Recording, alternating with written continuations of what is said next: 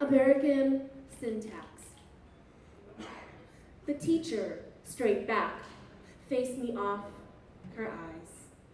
My face in the cleave of her shoulder, my bones sitting high, my cheek. The word proper arrives in the hall, the order of things rolling neat into pine drawers, dead clean. Squeezed juice of greedy sponge, her teeth not match, one chipped. The corner lifted, peeking a window furtive. The other pearl, round and perfect, looming above my arched head, about to bite.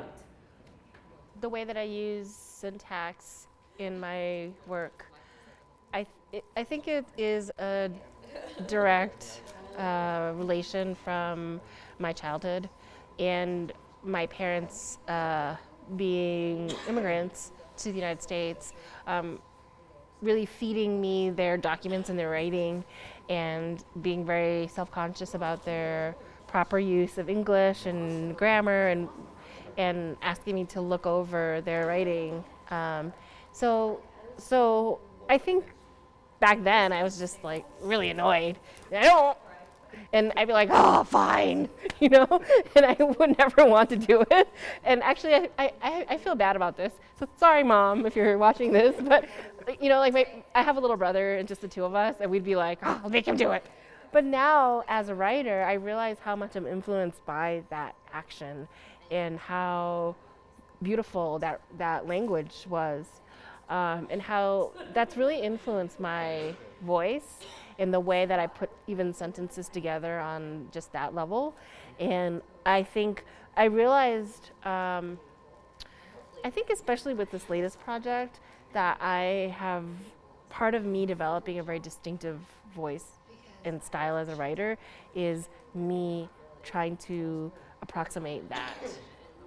And then every once in a while, you do the exact opposite, and you go into these like a paragraph of very, very standard prose. What's that about? So I go into very standard prose or do the opposite of what I'm doing, and that is actually something that's very fundamental to the way I write. I frequently write against myself, and I think for me it is a way for me to push myself beyond writing the same poem over and over again. And I think it's because I have these obsessions that I'm circling around all the time, and realizing that I want to push myself to think about it in a different way. And then the third element is repetition. I think, especially with my newer work, that's how I process my writing. So, and it's another way of writing against myself. So, what I'll do is I will rewrite the poem over and over again in different ways, and I will feed. So my new manuscript is called Recombinant, and that's what I'm doing. I have various versions of dead poems, and then I feed the dead poems into whatever poem I'm working on, and then I'm rewriting them over and over again, and then I'm feeding them historical text and other things. I didn't show it today because I was just reading, but I have poems in chart forms, and I use census information, and I feed it into that. And I have one that's like a chart with census data.